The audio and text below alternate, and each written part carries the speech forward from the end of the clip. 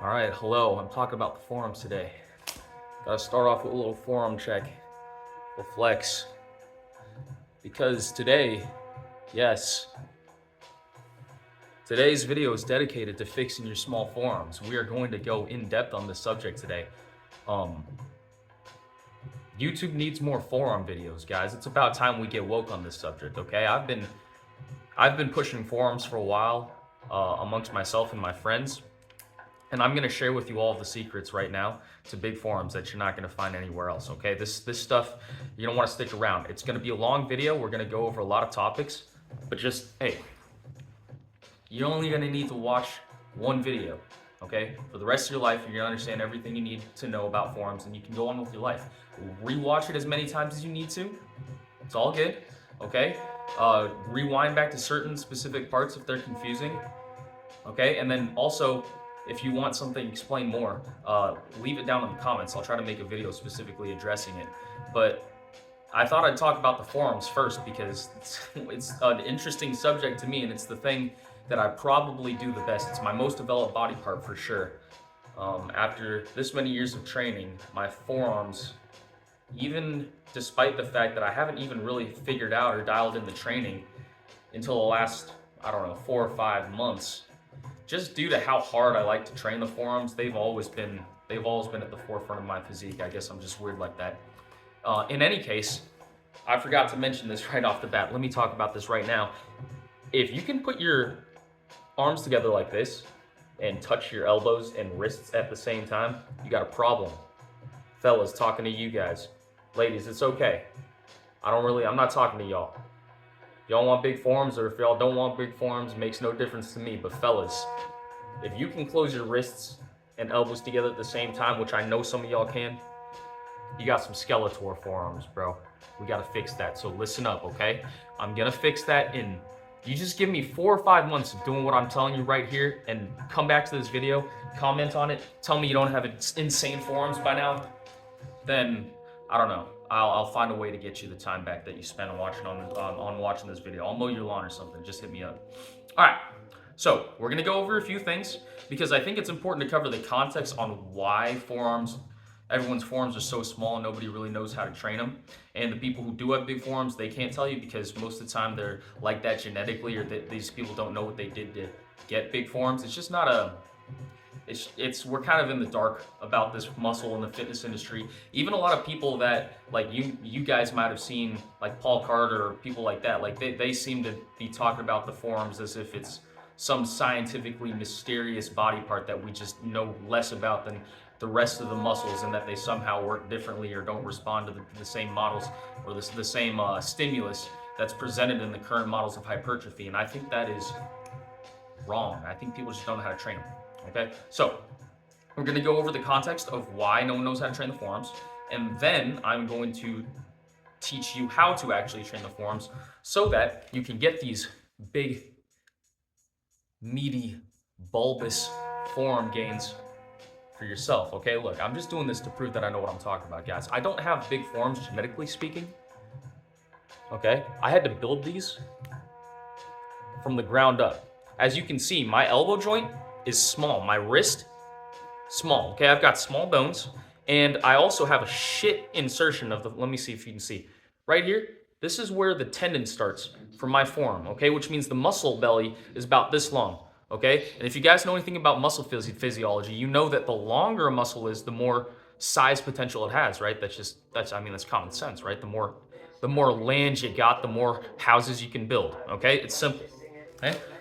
But everyone seems to have this idea that forearms are like genetically predetermined, right? And so they'll use these metrics to tell you that, oh, your forearms can't get above a certain size. And it's just like the calves, okay? And so I'm not supposed to have big forearms, right? But then now people tell me, oh, you just must have great forearm genetics. Well, which is it? Did I have shit forearm genetics when I started and then they just started getting better when I started training them? Well, that just sounds like training to me, okay? So we just have to understand how to properly train the forearms, and then they're not going to be genetic. But people don't have a clue how to train them, and why is that? Well, first reason, and you are guilty of this, I know that, so you got to get this out of your head, okay?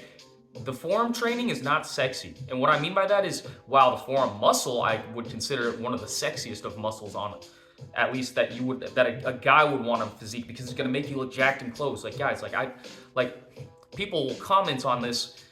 Like I'm wearing I think it's like an XL or double XL t-shirt on a daily basis. Okay, I'm wearing like double XLs and shit like that, and I get comments on my arms. Okay, you guys are worried about filling out your sleeves. You're doing all this bicep and tricep work, which is good. You need to keep doing that, but you're forgetting about these. Guys, these are the secret. They will complete your physique and make you look jacked in clothes, okay? But that being said, the training for it, it's not sexy. And by sexy, what I mean is it's not flashy and it won't get clicks online. It's not gonna get a whole bunch of shares, and therefore it's not gonna get in front of your normie eyeballs, okay? What that means is, so let's contrast that to like a big power lift, okay? Or a big Olympic weightlifting event. Like let's say we're talking about a deadlift and you see a guy in the gym rip 800 pounds off the floor, okay? Everybody's eyes are on that guy. He's making a whole lot of noise. He's gonna be big and jacked just to be able to deadlift 800 pounds, okay? But that's gonna be a byproduct of his hypertrophy work that he does to support his deadlift, all right? You don't wanna just think, okay, I'm just gonna go deadlift and I'm gonna look like him and I'm gonna have a massive physique. That's not how it works. In any case, you're gonna see these guys that are big and jacked doing these insane movements like that involve the whole body, right? Maybe they involve some degree of coordination, speed, timing, and athleticism, like the Olympic lifts, right? If you see a skinny guy, which a lot of these Olympic weightlifters you'll see, they have an incentive to be as skinny as possible because they're weight classes, right? And it's not a strength sport, it's a power sport, okay? And so they don't need excess body fat. That doesn't help them, okay? So you'll see a lot of guys like that weigh 140 pounds put close to 300 pounds over their head, and that's inconceivable, right? Because they're not able to do that with their muscles, right? So it's the combination of muscle, but it's also the explosiveness, it's the timing, it's the coordination, and most of all, it's the technique, right? So it's a display of something that doesn't seem attainable, but at the same time, you can kind of relate to it. You can kind of see why it's so cool. I mean, it's a lot of weight being thrown over their head and then they're standing up with it. Like that's what I mean by sexy. Forearm training has none of that, okay? What I'm talking about with forearm training, your forearm has 6 functions, guys. It flexes, it extends, okay? It laterally flexes this way, laterally flexes that way, it supinates, and then it pronates. That's it, okay? It doesn't do anything else. How sexy can you get with that? How creative can you really get with that? It's not gonna be exciting, and it's not gonna generate a large audience online. Because the fitness industry is a monkey see, monkey do industry, what gets online and gets in front of your faces is what's gonna get done, and then the stuff that doesn't get in front of your faces is not gonna get done, right? Intuitive. So the forearms, besides them not being a sexy muscle to train, it's also not intuitive to train, right? So if it's not getting in front of your eyeballs, are you just going to naturally do it? It's like, maybe if it's easy to do, right, you might throw it at the end, but you're not gonna do it properly because it's not intuitive to do it properly. So if you don't see it and it's not intuitive, you're not gonna do it, okay? So we're gonna make this intuitive, and I'm gonna show you, I'm gonna have videos, okay? All of these exercises that I'm about to show you, because there's gonna be 6 of them, 1 for each function of the forearm, and it's literally just that. They're all gonna be clipped, okay? You'll be able to see all of them, and you'll be able to have no ambiguity and be able to get it done the very next time you step in the gym. I will clear up every single part. Don't you worry, just sit tight for me, okay? So let's go over the problems though for why people aren't figuring these things out, right? So it's not an intuitive muscle group. And when you first do an exercise for it that is going to be typically suggested, whether it's like a wrist curl or something, or maybe it's even like a reverse curl, I don't know, something like that. But you'll see all of these exercises that are only like free weight and resisted by gravity, because I guess that's the extent of the creativity in the fitness industry these days. You'll see just a bunch of exercises resisted by gravity. Maybe if you're lucky, you'll find a guy who has enough sense to like use a rope or a towel or something so that they can get some grip and then pronation in there too. Like that's gonna get a little bit of extra forearm as well, but it's still not optimal, guys, and it's still not something that you're going to experience a whole lot of growth from right off the bat, and that's what's discouraging you from going back to it. That stuff will eventually grow your forearms, but it's gonna take a really long time, A, and B, it doesn't give quite the same shape, because as I'm gonna go over later on, muscles are actually complicated, way more complicated than you think, and inside a singular muscle group, whether that be the bicep, whether that be the forearm, whether that be the calf or the quadricep, there's different regions of that muscle that have literally more leverage, and this is just physics, guys. If you think about this on on an intuitive level, it should make sense. This is just physics. There are certain muscle fibers within that same muscle group that have more or less leverage, right? More or less advantage to perform the task you're asking of it. And your body's really smart. It will only recruit the muscles maximally that have the most leverage or advantageous position to actually perform the task that you want. And you can't really outsmart it. And it would be really bad if you could outsmart it because you're dumb. You're dumber than your body. Let's say I'm trying to do a squat, right? So obviously I have to flex my quad as hard as I can, right? To stand up. Okay, well, if I'm flexing my rec fem, which is the muscle up closer to my thigh, and the job of the rec fem, right, is to flex the hip, okay? If I'm flexing that muscle just as hard as I'm flexing the muscles down here, I'm gonna stay bent over and I'm not gonna be able to stand up in a squat. So I have to be able to preferentially use my quad.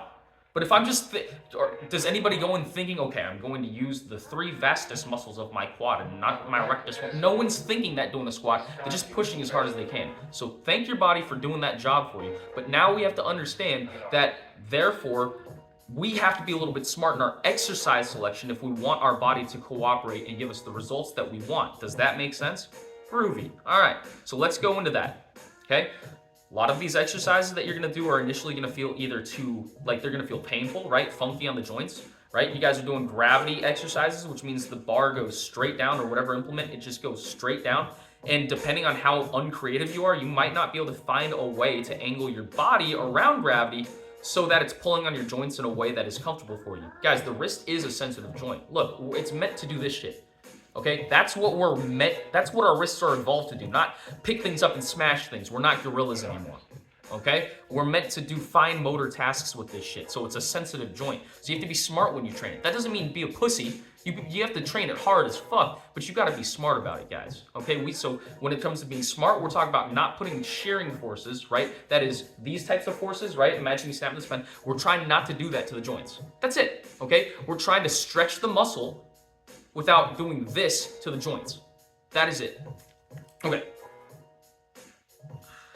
The third problem is something else is gonna always get in the way and become a limiting factor. All right, when you do any type of gravity exercise like a wrist curl, this is what I found. And some of you guys might be built for it, and some of you guys also might just understand physiology on an intuitive level and biomechanics just better than the average person, and you're able to make those wrist curls work and actually take your forearms from a stretched position to a neutral position to failure, okay? You might be able to do that, and if you can, good on you. Like, keep doing your thing. Like, I'm not gonna tell you not to do that shit. Like, that's cool. I can't do that personally. For whatever reason, every single time I try to do a wrist curl, what always happens is inevitably gravity will start working against my fingers more than it works against my forearm. Yes, the finger muscles, there's no finger muscles per se, like the muscles aren't in your fingers, okay? But the muscles that control your fingers that are in the forearm, they're closer up here towards the tendon than they are down here towards the origin, okay? So basically, if I'm trying to grab something, if my wrist is extended out here, right? And I'm trying to curl my finger, I'm gonna have less force ability, okay? I'm gonna be less strong doing that than I will be if, let's say, the resistance is here and it's pushing directly on my wrist, being able to go from this to this without that demand on my fingers, okay? Meaning this part down here is stronger than this part up here. And ultimately, like, this is what we're trying to grow the most, okay? This is what we are trying to grow the most. It's like, this is the meaty part that gives it that shape. Okay, it's cool to do grip exercises too. That'll give you some forearm hypertrophy too, but it's not the meat and potatoes, okay?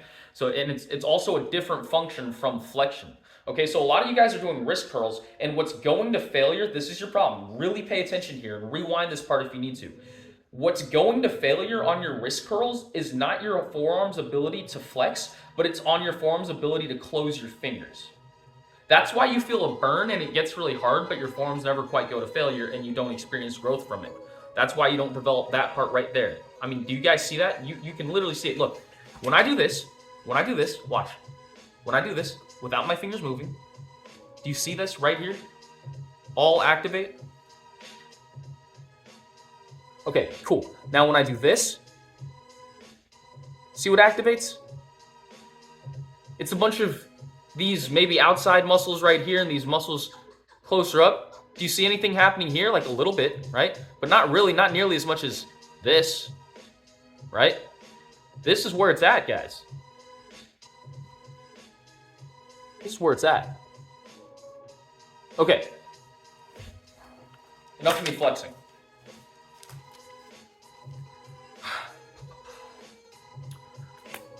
So what are we going to do about that, right? Well, we're not going to listen to the people who, the advice of people who just naturally have big forearms because they can't explain what they're doing, and they're going to tell you to do 20 rep sets and burn the muscle out. And there's a bunch of stupid reasons that they have, like really dumb meathead logic that I won't get into, but like they'll treat it like it's the same fallacy with the abs and calves. Do a bunch of lightweight pump rep shit.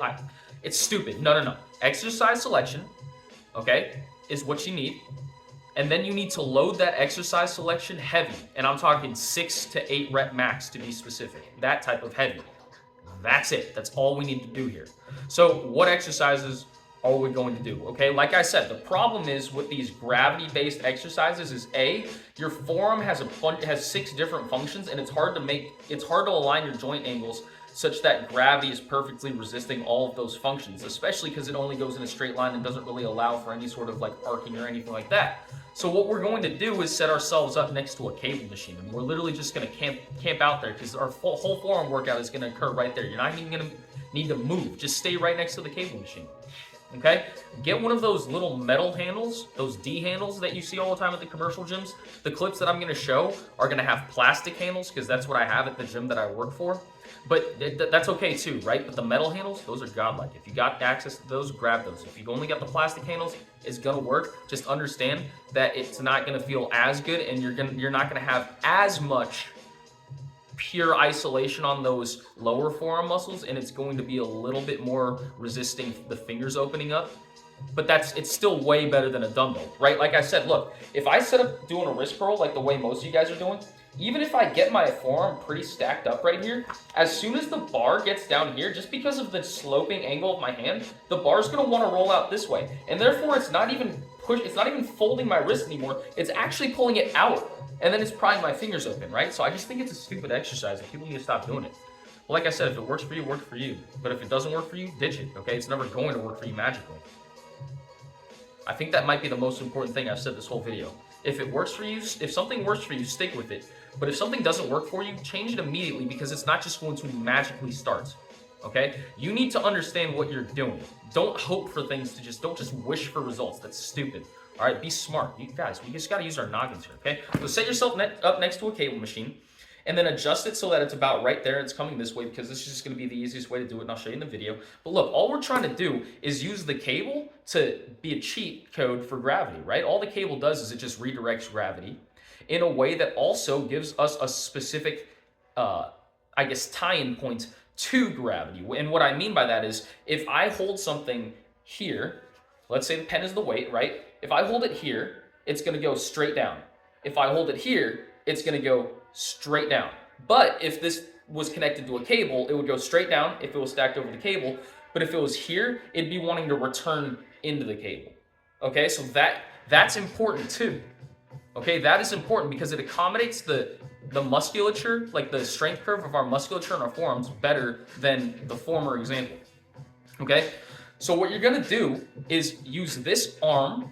This is the one thing that is in common, or one of the two things that's in common with all these forearm exercises. You are going to use an external object, in this case it's going to be your arm, in most cases it's going to be your arm, for leverage, meaning that you're going to push it against your wrist here so that when you are flexing your forearm, this joint is unable to move, right? That's important. You don't have that stability when you're doing other stuff. And when you have that stability, your body tries harder. It activates more what we call motor units. Okay, before I go on, let me just define what a motor unit is and why it's important to hypertrophy, so that way you understand why I have you doing these exercises and you can apply these same things to other training parts of your training. Like, guys, this is why it's so important. Like, if you guys don't understand how to train forearms, it's probably because you're dumb in the field of physiology, in the field of biomechanics. Like, you don't know how your body works, and that's okay, right? But that means that if you're dumb with the way your body works, that applies to your whole training. Your whole training is subpar. It could be better. Okay, you should be applying all of these things to your training. Okay, so a motor unit is just a nerve. Okay, we all know what a nerve is. It's a thing that receives signals from other things next to it, right? It just receives signals, electrical signals. Okay, in this case, a motor unit is going to connect to our spinal cord. It's going to receive signals from our brain to make our muscles contract. Okay, now it's important to understand that every single muscle group is made up of a bunch of muscle bundles which have muscle fibers making up the muscle bundles. Okay, so fibers, bundles, groups. Okay, so in my forearm, for example, I've got the forearm muscle group, I've got different individual bundles of muscle fibers. And those bundles, those fibers are bundled based off of their size and their type. Okay, type 2 or type 1. Don't need to understand those, but they're grouped together based on similar characteristics. And according to Henneman's size principle, okay, a muscle bundle will fire all at once or not at, sorry, they will fire in ascending order of small to large, okay, with no exceptions, and they will only use which motor units are required to do the task. Meaning if I'm just picking up this pen, I am not gonna use any more motor units than is required to do that specific task. I'm not gonna throw it through the ceiling unless that's what I'm trying specifically with my brain to do, okay? Again, the body is smart. Now, what I was talking about earlier, I corrected myself, that's the all or none principle. It's related, okay? In a muscle bundle, the whole muscle bundle is gonna fire all at once or not at all, okay? Every single fiber is active in that bundle or not at all. That doesn't apply to the whole muscle group, just the bundle. Understand that, only that bundle, okay? Because different bundles in the group have different neurons, right? Different nerves, okay? So the motor unit that attaches to each one of those individual bundles that either lights it up all at once or not at all, that is called a motor unit. Okay, the bigger the muscle bundle, the bigger the motor unit attached to it. The bigger the motor unit that we can activate, right? Therefore, the bigger the muscle bundle we can actually contract. Okay, what does that mean? That means for the most amount of hypertrophy that you're interested in, you are interested in hypertrophying the biggest muscle bundles and therefore the biggest motor units, and therefore you need a greatly demanding task in order to activate those motor units, right? Because for hypertrophy to occur, you need those motor units to be activated, but it's not enough for them just to be activated. If I throw this pen as hard as I can, my biggest motor units are activated to produce that amount of force. But what are we missing? Resistance. The resistance against me throwing that pen has to be great enough to involuntarily slow me down. Okay? In this case, in the case of weightlifting, that's bar speed. Okay? We need to involuntarily be slowing down. That means I'm trying to move it as fast as I can. I'm trying to accelerate it through the roof, but it's so heavy that it slows me down to a grinding halt after 6 to 8 reps. Why? Because just the studies show, like this is just how the muscles work. We get about 5 or 6 of those really stimulating reps in any given set taken to failure, and any more than that either isn't just like the weight that we had to choose to perform more reps wasn't stimulating that far out, or we're just going to generate too much fatigue trying to do extra like partial reps or stuff that's beyond the task that we assign for ourselves. Okay, so does that make sense? All right.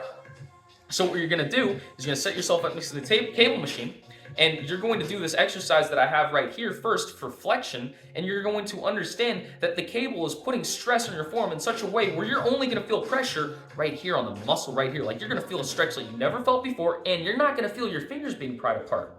And then when you go from this position, this most stretched position, which by the way you never use, and why these muscles don't hypertrophy here, right? A lot of you guys, maybe you found a way to do wrist curls and they feel it in the forearms, but you're only going from here to here. That'll only get you so far, guys. That's only using a certain amount of muscles right here. When you go all the way to this position, you're gonna realize how much more muscle you have to use here. So when you go from here to here, you're gonna realize that you can actually use a weight that's gonna take you to failure within 6 to 8 reps, to the point where like you're trying as hard as you can to do this, and it's just not going, and it's just not going. And that's where the gains happen, right there, okay? So you're gonna do that one first, okay? And you're gonna do 2 sets of on each arm, and then you're just gonna go the opposite way, okay? I'm gonna show this again, right? You're gonna go like this, same exact thing, right?